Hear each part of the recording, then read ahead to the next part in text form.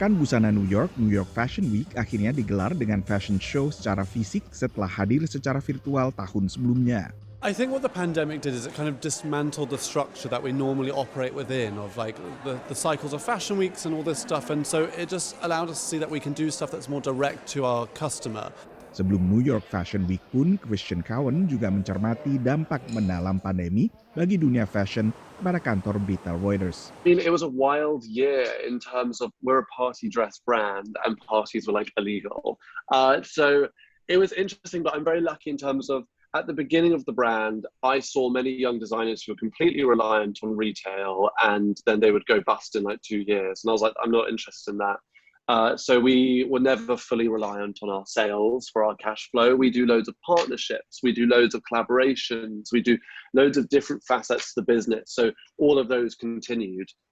So we just lost the sales component for a few months and then it came back weirdly stronger than ever. I think there's more of an appetite for exciting like true retail therapy clothes that make you feel fabulous. New York Fashion Week dan pekan busana selanjutnya diharap bisa menggairahkan kembali industri busana. The fashion industry has taken a huge hit.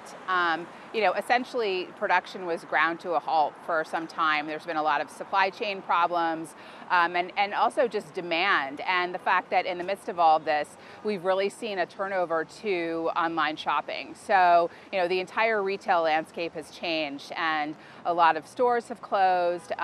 Designers are being forced to kind of think about how they can create businesses for themselves, direct to consumer, and also kind of beef up their online channels and figure out how to reach people directly.